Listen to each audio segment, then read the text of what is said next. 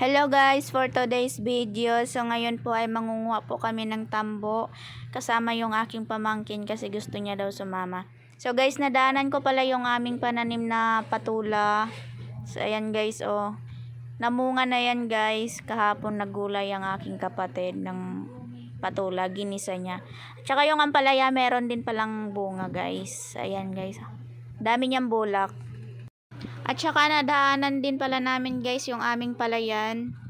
Ayan, green na green. Ang ganda tingnan ng kanyang kulay kasi nga ang init ng panahon ngayon guys. Mainit yung panahon dito. Tingnan nyo, ang ganda ng langit. At itong pamangkin kong makulit.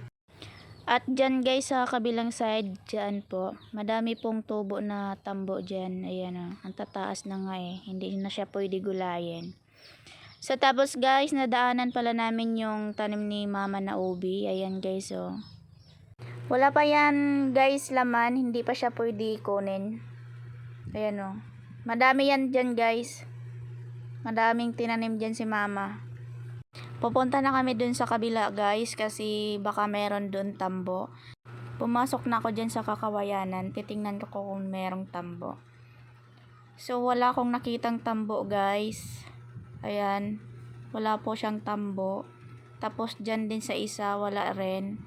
Binidyo ko muna yung palayan namin dito sa baba kasi ang ganda ng kulay niya, green na green. Malapit na siya guys mamunga. Ayan o. Ang ganda tingnan. Para may maipon naman tayong palay guys at may makain.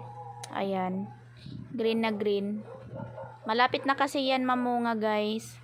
So ayan na nga, pupunta na kami doon sa kabila. Excited na daw siyang manguha ng tambo. At ito pala yung view sa baba namin. Ayan guys, oh. Ganda niya. Dito na nga kami guys sa kabila. At pumasok ako ulit dyan sa kakawayanan. Baka merong tambo. So may nakita nga ako guys. Isang tambo. Ayan guys, oh. So kukunin na natin. May dala nga kaming tagad. Tagad yung tawag niyan. Pero sa iban ewan ko kung anong tawag dyan. So, ayan guys. Kinuha ko na siya. So, ayan, ang bilis lang niya pala makuha. Ayan o, tingnan nyo. Ayan. Isa lang yung nakita ko guys na tambo. At lumabas na muna ako guys kasi ilalagay ko muna sa balde yung tambo na nakuha ko. At ang sabi ng aking pamangkin, tita, bakit isa lang yung nakuha mong tambo? Ayan nakuha na labong ni tita. Butang na saan? Umuwi na kami ng aking pamangkin guys kasi wala na akong nakitang tambo dyan sa loob ng kakawayanan. Para mamaya may magulay tayo. At saka lagyan natin yan mamaya ng yung saluyot. Masustansya yun guys. Para may libre naman tayong pang-ulam mamayang gabi. So dito na nagtatapos ang aking video guys. Thank you for watching and don't forget like, share, comment, and subscribe my YouTube channel. Bye!